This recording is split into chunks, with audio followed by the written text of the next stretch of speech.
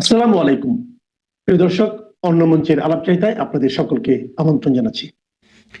আজকে যে বিষয়টি নিয়ে কথা বলতে চাই সেটি হচ্ছে, আপনারা জানেন সাম্প্রতিক সময়ে গতকাল 25শে ডিসেম্বর ক্রিসমাস ডেতে তারেক রহমান সাহেব, যিনি বর্তমানে আওয়ামী লীগের অ্যাবসেন্সে বাংলাদেশের সবচাইতে বেশি মানুষের যে সংগঠন, সেই সংগঠনটি বাংলাদেশ জাতীয়তাবাদী দল অর্থাৎ বিএনপির ডিফ্যাক্টো প্রধান। যেহেতু বেগম খালেদা জিয়া প্রধান হলেও তিনি অনেকটা কোমার মধ্যে হসপিটালে আছেন, সুতরাং এই সময়ে দলের নীতি নির্ধারণ, দল পরিচালনা এবং দলের টপম্যান হিসেবে তারেক রহমান সাহেবের শীর্ষে আছেন। তো তিনি দীর্ঘ 17 বছর ব্রিটেনে প্রবাস জীবন অতিবাহিত করার পর অথবা এক্সাইলে থাকার পর 17 বছর পরে বাংলাদেশে পাড়ি জমিয়েছেন। বাংলাদেশে গিয়ে তিনি 30 ফিটে একটি বক্তৃতাও দিয়েছেন। সেই বক্তৃতায় তিনি মার্টিন লুথার কিং এর সাথে মিল রেখে বলেছিলেন যে তার একটি প্ল্যান আছে। আমি যে কথাটি বলতে চাই, মার্টিন লুথার কিং তার বাক্যটিতে বলেছিলেন তার একটি ড্রিম আছে, আই হ্যাভ এ ড্রিম, এবং তার পুরা বক্তৃতায় তার ড্রিমটা কি সেই ড্রিমের কথাই বলেছেন। কিন্তু তারেক রহমান সাহেব তার একটা প্ল্যান আছে বলেছেন, কিন্তু প্ল্যানটা যে কি সেটা আমরা জানি না। অথচ আমরা সবাই জানি যে রাজনীতির যে পরিকল্পনা মানুষের জন্য, সেটা মানুষের কাছে দেওয়া হয়। মানুষের সেখানে আলোচনা হয়, সমালোচনা হয়, পরিবর্তন হয়, সংশোধন হয়, পরিমার্জন হয়, তারপর সেটা কার্যকরী হয়। তিনি তার প্ল্যানের কথা বলেছেন, কিন্তু প্ল্যানটি কি সেটি বলেননি। হয়তো বলবেন, আমরা অপেক্ষায় রইলাম। তবে যে বিষয়টি নিয়ে আজকে মূলত কথা বলতে চাই, সে বিষয়টি হচ্ছে, তারেক রহমান যদি 2026 সালের ফেব্রুয়ারি মাসের 12 তারিখে যে নির্বাচনটি শিডিউল আছে, সেই শিডিউল মতো যদি নির্বাচনটি হয়, সেই নির্বাচনে যদি বিএনপি সংখ্যাগরিষ্ঠ দল হিসেবে বেরিয়ে আসে, যেটার সম্ভাবনা খুবই হাই, এবং বেরিয়ে আসার পর তিনি যদি সরকারের প্রধান হন, তিনি যদি হেড অফ অ্যাডমিনিস্ট্রেশন বাংলাদেশের হন, তিনি যদি বাংলাদেশের প্রধানমন্ত্রী হন, তাহলে তার দুইটা নীতি খুবই ইম্পর্টেন্ট। একটি নীতি হচ্ছে বাংলাদেশ নীতি, আরেকটি নীতি হচ্ছে বাংলাদেশের যে সবচেয়ে বড় প্রতিবেশী, যারা 4000 বড় মাইল জুড়ে, 4000 কিলোমিটার জুড়ে আমাদের সীমানাকে মানে বেষ্টন করে আছেন, সেই ভারতের সাথে ভারতের দ্বিপাক্ষিক নীতিটা কি হবে। এই দুইটি বিষয় খুবই গুরুত্বপূর্ণ। তো আমি প্রথমে ভারত নীতির কথাটা বলতে চাই। কেন ভারত নীতির কথাটা বলতে চাই? যে ভারত নীতিটা হচ্ছে বাহিরের সাথে ভেতরের, আর ভেতরের নীতি তো সবাই মিলে করবে না। এখন ভারতের সাথে বিএনপির অতীতের সম্পর্কটা অনেকটা জিয়াউর রহমানের আমলে কিন্তু ভালো সম্পর্ক ছিল। ইভেন প্রধানমন্ত্রী শেখ হাসিনার, খালেদা জিয়ার প্রথম অংশ অর্থাৎ 2000 না, হ্যাঁ, 2014 সাল থেকে 2014 সাল নয়, 1991 সাল থেকে 96 এর যে সময়, ওই সময়ে কিন্তু ভালো সম্পর্কই ছিল বলে আমরা দেখেছি। কিন্তু 2001 সালে 4 দলীয় জোট জামায়াতে ইসলামীকে নিয়ে যখন ক্ষমতায় আসে, তখন কিন্তু ভারত বিরোধী অনেকগুলো ষড়যন্ত্রের সাথে, ভারত বিরোধী অনেকগুলো কর্মকাণ্ডের সাথে বিএনপি একাকার হয়ে গেছিল। বিশেষ করে 10টা অস্ত্র মামলা, অনুপ চেটিয়া এবং পরেশ বড়ুয়াকে বাংলাদেশের ভেতরে ভারতের বিরুদ্ধে সংগ্রাম করতে দেওয়া, এই বিষয়গুলো কিন্তু একদম চোখে দেখা গিয়েছে। যার ফলে ভারত কিন্তু শেষ পর্যন্ত বিএনপির বিরুদ্ধে সোচ্চার ছিল। অর্থাৎ বাংলাদেশের ভূখণ্ডকে ব্যবহার করে বন্ধুপ্রতিম ভারতে বিচ্ছিন্নতাবাদী আন্দোলন, সহিংস আন্দোলন, সংগ্রাম চালানোর জন্য বাংলাদেশ সহযোগিতা করেছে। সেই সহযোগিতাটি কি খালেদা জিয়া করেছেন, নাকি তারেক জিয়া করেছেন, নাকি তাদের সাথে থাকা জামাত ইসলামী করেছেন, সেটা আমরা কখনো নিশ্চিত হইতে পারিনি। সে নিশ্চিত করা সেই ঘটনাটা কারা ঘটিয়েছে, কি ঘটিয়েছে, 17 বছর পরে আমরা দেখলাম সেই মামলাটি খারিজ হয়ে গেছে। তো এখন এই মামলাটি, অর্থাৎ 21 আগস্টে যে একটি গ্রেনেড হামলা হয়েছিল, সেই মামলাটিও খারিজ হয়ে গেছে। এখন এই মামলাটি খারিজ হয়ে গেলেও ঘটনাটি তো সত্যি। তো তত্ত্বাবধায়ক সরকার বা অন্তর্বর্তীকালীন সরকার, ইউনূসের অবৈধ সরকার, ইউনূসের মবের সরকার, ইউনূসের জঙ্গিবাদী সরকার এটার কোনো বিচার করেনি। তা এখন তারেক রহমান যখন ক্ষমতায় আসবেন, তাকে কিন্তু সেই বিচারটা করতে হবে। কারণ এটা হচ্ছে মানবতার দায়। রুল অফ লকে আপনি আপহেল করবেন কিনা সেই দায়। আমি শুনতে চেয়েছিলাম তারেক রহমানের কাছে তিনি মবের বিরুদ্ধে কথা বলবেন, তিনি রুল অফ ল এর পক্ষে কথা বলবেন, তিনি বন্ধুপ্রতিম দুইটি রাষ্ট্রের সমান্তরালভাবে নিজেদের স্বাধীন সার্বভৌম কাঠামোর ভেতরে বন্ধুত্বপূর্ণভাবে চলবেন। বাংলাদেশের ঐতিহাসিকভাবে তার বাবা ভারতে আশ্রয় নিয়েছিলেন 1971 সালে, সেখানে ট্রেনিং নিয়েছিলেন, সেখান থেকে এসে বাংলাদেশে যুদ্ধ করে স্বাধীন করেছিলেন। সেই দেশটির সম্পর্কে তার একটা মিনিমাম অ্যাড্রেসিং থাকবে, কিন্তু সেটা থাকেনি। না থাকাটা বিচিত্র কিছু নয়, কিন্তু এখন কথা হচ্ছে এই যে অনুপ চেটিয়া, পরেশ বড়ুয়া এবং দশটা কস্ত্র, এই বিষয়টা থেকে কি উনি সরে আসবেন, নাকি উনি ক্ষমতায় আসলে আবারও ভারতের অখণ্ডতাকে বিনষ্ট করার জন্য ভারতের বিদ্রোহীদেরকে জায়গা দিবেন এবং বাংলাদেশের উপর দিয়ে ভারতে অস্ত্রের চালান পাঠাবেন কি পাঠাবেন না, এটা একটা বড় বিষয়। আমরা সাম্প্রতিক সময়ে বিএনপিকে যারা গত 17 বছরে সার্ভিস দিয়েছে, জামাতে ইসলামীকে যারা সার্ভিস দিয়েছে, সেই গোষ্ঠীদের দুইজনের একজন হলো ওই যে আমাদের মোফাজ্জেল ভাই বলে যে ইল্লু এবং পিঙ্কু, তারা কিন্তু বলতে শুরু করেছেন, তারা বলেছেন যে তারেক রহমানের ভারতের সাথে একটি সমঝোতা হয়েছে, আওয়ামী লীগের সাথে সমঝোতা হয়েছে কিনা তারা কনফার্ম করতে পারেননি। আমরা বলতে চাই আওয়ামী লীগের সাথে কোনো সমঝোতার ইস্যু নেই। বাংলাদেশ স্বাধীন দেশ, এই দেশের আওয়ামী লীগও একটি দল, বিএনপিও একটি দল, কিন্তু ভারত একটি বিদেশি শক্তি। যেহেতু বর্তমান সরকার যেটি ক্ষমতায় আছে, এদের প্রভু হচ্ছে বিদেশে, কারণ আমেরিকা, ভারত, ব্রিটেন অথবা অন্যান্য আরো কোনো দেশ, পাকিস্তান।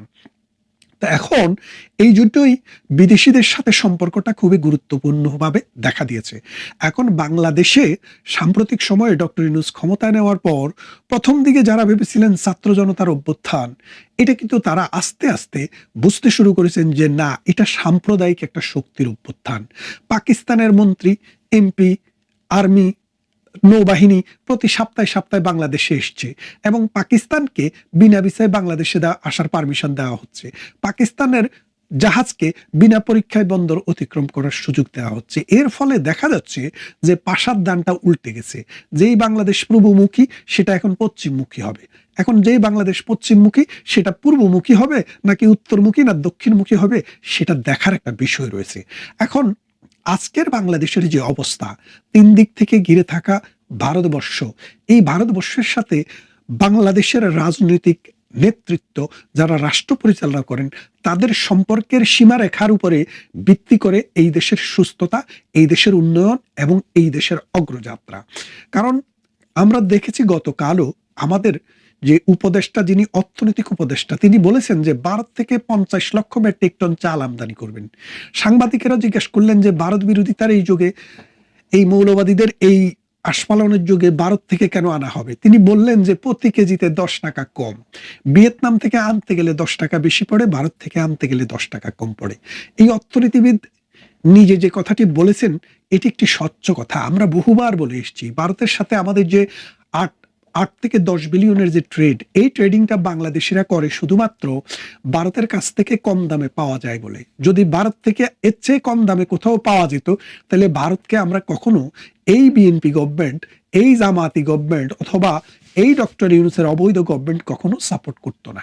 এখন এই বিষয়টা আমি এই জন্য তুললাম যে ভারত নীতিটা বিএনপির কি হবে সেটা কিন্তু নির্বাচনের আগেই মানুষের কাছে খোলাসা করা দরকার। আমরা বুঝতে চাই যে প্রতিবেশীদের সাথে কিভাবে ডিলিংস হবে, নাকি ওই যে মৌলবাদী গোষ্ঠীর এই সন্ত্রাস সাম্প্রদায়িক যে শক্তি বাংলাদেশে মাথাচাড়া দিয়ে উঠেছে, তারা বলেছে চোখে চোখ রেখে কথা বলবে, ভারতের 7টি স্টেটকে অকেজু করে দিবে, তাদেরকে নিজেদের মানচিত্রের ভিতরে ঢুকিয়ে ফেলবে, বাংলাদেশ মানে ভারতের এই অঞ্চলগুলা ল্যান্ডলক, এই যে নানান প্রভোকেটিভ কথাবার্তা, এখানে রাষ্ট্রদূতকে তলব, ওখানে রাষ্ট্রদূতকে তলব, এর ফলে ভারত এবং বাংলাদেশের মধ্যে যে উত্তেজনা এবং টেনশন বিরাজ করছে, বাংলাদেশ সৃষ্টির 53 বছরে এই রকম টেনশন দুটি জাতির মধ্যে আর কখনো ছিল না। এখন এই টেনশন দূর করার ক্ষেত্রে রাষ্ট্র কতটা সাকসেসফুল হয়, কারণ আপনি দুইটা দেশ, প্রতিবেশী দুইটা দেশের মধ্যে যুদ্ধংদেহী অবস্থায় বিরাজ রেখে কখনো আপনি এই আশা করতে পারেন না যে আপনার রাষ্ট্রের সুষম বিকাশ হবে, যেখানে আপনি এককভাবে 10 বিলিয়নের মতো তার সাথে ট্রেড করেন। এখন বাংলাদেশের অর্থনীতি, বাংলাদেশের রাজনীতি, বাংলাদেশের সমাজনীতি, বাংলাদেশের শিল্প, সাহিত্য, সংস্কৃতি সবকিছুর সাথে কিন্তু ভারতের একটা একদম ক্লোজলি কানেক্টেড। কেন কানেক্টেড? আমাদের যে কবির পাশে এই সাউয়া হাদিকে যেখানে কবর দেওয়া হয়েছে, সেই নজরুলের জন্ম ভারতে, বেড়ে ওঠা ভারতে, তিনি নির্বাচনও করেছিলেন 1922-23 সালের দিকে ভারতে। তার মানে হচ্ছে উনি বিয়েও করেছিলেন ভারতে একজন হিন্দু নারীকে, এবং তার ছেলে মেয়েরা যদিও ইসলাম নাম গ্রহণ করেছেন, অনেকেই কিন্তু হিন্দুদের মতোই চলাফেরা করেন। তার মানে এই সাম্যের কবি, এই বিদ্রোহের কবি, এই প্রেমের এবং দ্রোহের কবি পাক ভারত উপমহাদেশ নয়, সারা বিশ্বের বায়রন। সেই বায়রনের পাশে একটা সন্ত্রাসী, একটা সাম্প্রদায়িক শক্তির প্রতিবুকে শুইয়ে দেওয়া হয়েছে। এই যে অবস্থা বাংলাদেশের, এই বাংলাদেশ এখন, বাংলাদেশ নীতিটা কি হবে? বাংলাদেশ কি মধ্যপন্থী একটি রাষ্ট্র হবে নাকি উগ্রবাদী একটি রাষ্ট্র হবে? এই দিকে একটু খেয়ালটা দেওয়া জরুরি। এবং এই জন্যই আমার দ্বিতীয় অংশটাতে বাংলাদেশ নীতির কথা বলছি। বাংলাদেশ কি ভারতের সাথে বন্ধুত্ব করবে নাকি পাকিস্তানের সাথে বন্ধুত্ব করবে, নাকি আগের অবস্থানে স্থায়ী থাকবে? ডক্টর ইউনূস যেভাবে বাংলাদেশকে রেডিকালাইজ একটা রাষ্ট্রের দিকে নিয়ে গেছে, তার ক্ষমতাকে পাকাপোক্ত করার জন্য প্রথম আলোতে যেভাবে আগুন দিয়েছে, ডেইলি স্টারে যেভাবে আগুন দিয়েছে, নুরুল পাগলাকে যেভাবে কবর থেকে তুলে যারা জ্বালিয়ে দিয়েছে, তাদের বিরুদ্ধে কোনো ব্যবস্থা নেয়নি। বঙ্গবন্ধুর বাড়িটিকে, বাংলাদেশের স্বাধীনতার স্মারক 32 নম্বরকে যেভাবে পোড়ানো হয়েছে এবং অসংখ্য মানুষের বাড়িঘরে যেভাবে বুলডোজার চালানো হয়েছে, সেই বিষয়গুলোতে বাংলাদেশের নীতিটা কি হবে? বাংলাদেশ কি এইসব অন্যায় অত্যাচারের বিচার করবে নাকি আয়ামে জাহেলিয়াতের মতো এগুলাকে ছেড়ে দেওয়া হবে? এখন বাংলাদেশ যদি নীতি হয় যে রুল অফ ল, অর্থাৎ আইন, তার শাসন, আইনের শাসন থাকবে, যে অপরাধী সে আওয়ামী লীগ হোক, বিএনপি হোক, জাতীয় পার্টি হোক, জামাত হোক, অথবা অন্য কোনো দলমতের হোক, আইনের ভিত্তিতে তার বিচার হবে নাকি তাকে ছাড় দেওয়া হবে? যদি তাকে ছাড় দেওয়া হয়, বিচার যদি তার করা না হয়, যদি বিচারের সংস্কৃতি না থেকে বিচারহীনতার সংস্কৃতিটা বাংলাদেশে প্রলং হয়, তাহলে আগামী দিনের দেশ তারেক রহমানের পক্ষে পরিচালনা করা খুব দুরূহ হয়ে পড়বে। এখন এই জন্যই আমরা বুঝতে চাচ্ছি প্রতিবেশীর সাথে সম্পর্ক, পাশাপাশি ইন্টারনাল রাষ্ট্র পরিচালনার নীতিটা কি হবে? এই সাম্প্রদায়িক শক্তি, এই রাজাকার শক্তি তোষণ, এই স্বাধীনতা বিরোধীদেরকে তোষণ, নাকি 1971 সালের মহান মুক্তিযুদ্ধে জিয়াউর রহমানেরা যে যুদ্ধে অংশগ্রহণ করেছিলেন, যে যুদ্ধ পরিচালনা করেছিলেন, তাদের নেতৃত্বের প্রতি শ্রদ্ধা রেখে মুক্তিযুদ্ধের অসাম্প্রদায়িক চেতনা, গণতন্ত্র, সমাজতন্ত্র, জাতীয়তাবাদ টিকে থাকবে, নাকি ইসলামী প্রজাতন্ত্র, পাক বাহিনীর দিকে মুখ করে দেশটাকে মানে ডানপন্থার দিকে নিয়ে যাওয়া হবে? সেই বিষয়টা একটা গুরুত্বপূর্ণ বিষয়। কারণ আমাদের যে সংস্কৃতি, আমাদের অসংখ্য যাত্রা শিল্পী রয়েছেন, আমাদের অসংখ্য জারি গানের শিল্পী রয়েছেন, মুর্শিদি মারফতি কীর্তনের শিল্পী রয়েছেন, বাউল রয়েছেন, বাটিয়ালি বাওয়াইয়া গাওয়ার লোক রয়েছেন, নৃত্যশিল্পী আছেন, গায়ক আছেন, নায়ক আছেন। এদের জীবন কিন্তু আজ একদম রসাতলে। তারা গান করতে পারছে না, বাউলরা নাচতে পারছে না, নর্তকেরা নাচতে পারছে না। যেখানে সেখানে নারীদের ক্রিকেট ম্যাচে হামলা হচ্ছে, বিভিন্ন মন্দিরে হামলা হচ্ছে, মসজিদে ভিন্ন মতের হইলে হামলা হচ্ছে, কাদিয়ানীদের বিরুদ্ধে হামলা হচ্ছে বিভিন্ন ফির ফকিরের মাজারে। এই যে অবস্থাটা, এটা কিন্তু টোটালি পাকিস্তানপন্থী, ডানপন্থী, আফগান বেসড একটা ফর্মুলা। এখন তারেক রহমান এই ফর্মুলাতেই থাকবেন, নাকি 1991 সাল থেকে 1996 সাল পর্যন্ত বেগম খালেদা জিয়ার নেতৃত্বে যে সরকার ছিল সেই নীতি আদর্শে ফিরে যাবেন? সেটা এখন দেখার ব্যাপার। এবং সেটার উপরেই বাংলাদেশের ভবিষ্যৎ এবং বাংলাদেশের সামনের দিন কেমন যাবে, বাংলাদেশ কোথায় যাবে, সেটা নির্ভর করে।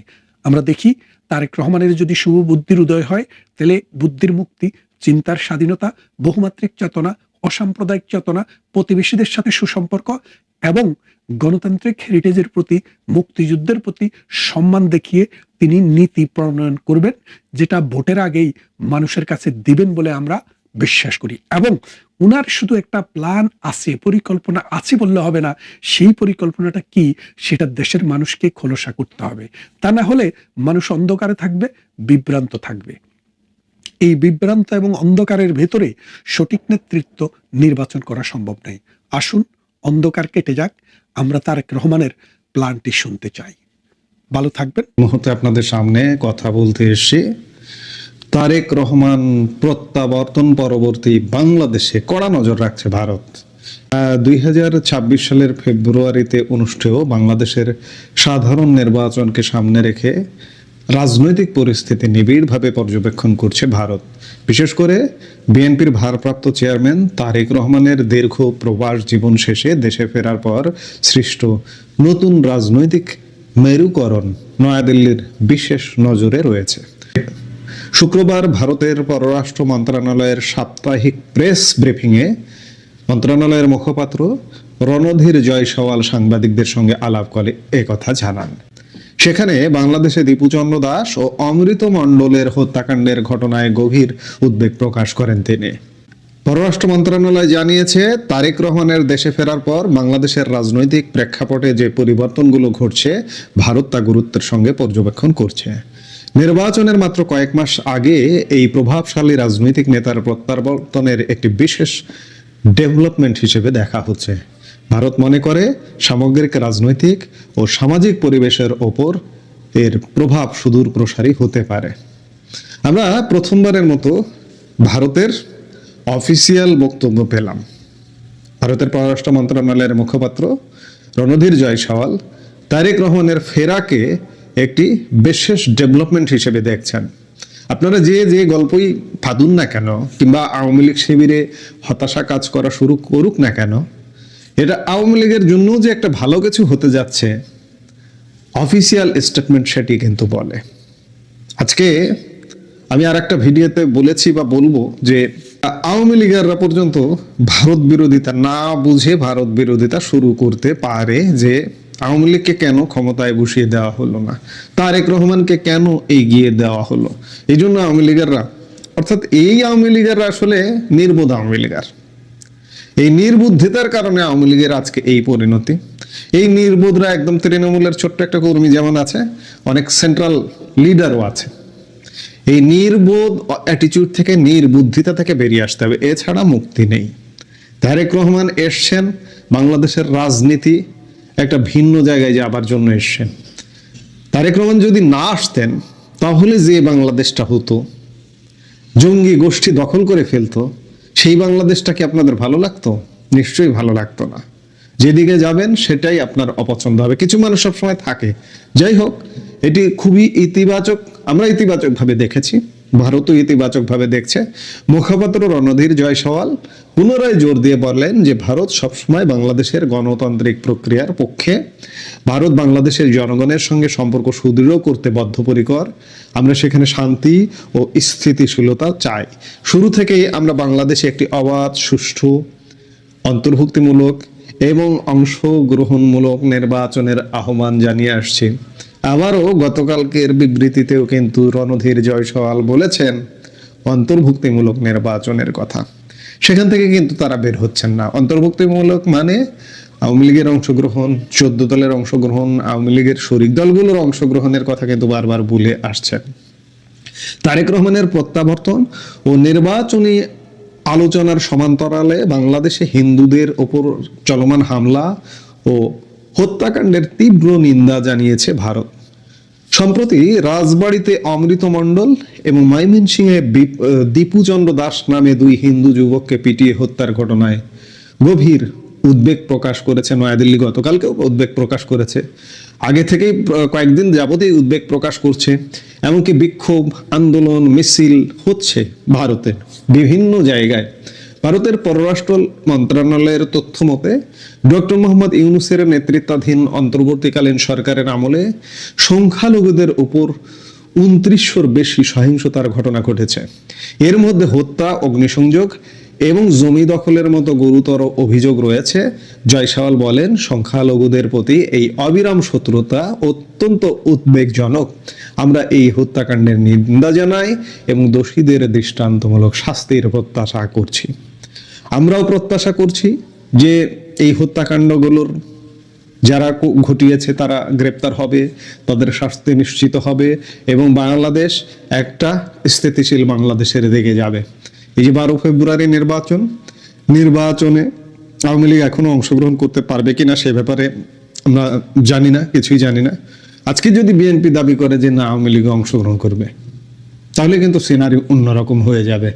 কিন্তু বিএনপি হয়তো এই 12 ফেব্রুয়ারিকে কেন্দ্র করে সেই দাবিটা করবে না, একতরফা নির্বাচনে পা দেবে এবং এই পা দেওয়াটা ক্ষমতা চিরস্থায়ী করবে না, অন্ততপক্ষে আপাতত হয়তো জঙ্গিদের হাত থেকে রক্ষা করবে। সবাই আমরা সেটাই চাইছি, ভারত সেটা চাইছে, আমরাও চাইছি, আমরা বাংলাদেশের নাগরিকও সেটা চাইছি। অন্ততপক্ষে জঙ্গি ঠেকাও, এই মুহূর্তে আমাদের এটি সবচেয়ে বড় প্রয়োজন। আমরা সবাই একমত, ভারত একমত, বিশ্ব একমত। আমরা বাংলাদেশের যারা একটু চারপাশ দিয়ে চিন্তা করতে চেষ্টা করি, আপনিও চিন্তা করুন, আপনার মগজটাকে একটু উন্মুক্ত করে চিন্তা করুন, তাহলেই বুঝতে পারবেন যে আপাতত এই জঙ্গিদের হাত থেকে রক্ষা পাওয়াটা সবচেয়ে বড় কাজ। 12 ফেব্রুয়ারি যদি একপাক্ষিক নির্বাচন হয়ও, সেখানেও মঙ্গল নিহিত আছে। আমি মঙ্গলই দেখছি এই মুহূর্তে, কারণ বিএনপিও হারিয়ে যেতে বসেছিল, আওয়ামী লীগকে তো নাই করে দিয়েছে জঙ্গি গোষ্ঠী। বিএনপিও যদি হারিয়ে যেত তাহলে কি পরিণতি হতো সেটা ভাবলেও গা শিউরে উঠবার মতো অবস্থা। যাই হোক, আমরা প্রত্যাশা করি, ভারত নজর রাখছে, আমরাও নজর রাখছি দেশে আসলে কি ঘটছে। শেষ কথা বলে কিছু নেই, এখনো যে সবকিছু সমাধান হয়ে গেছে এমনটাও নয়। নানা রকম বিশৃঙ্খল পরিবেশ পরিস্থিতির সম্মুখীন হতে পারে বাংলাদেশ আগামী 12 ফেব্রুয়ারি নির্বাচনের আগ পর্যন্ত। আমরা সেগুলোর দিকে নজর রাখছি নিশ্চয়ই। এই মুহূর্তে এ পর্যন্ত।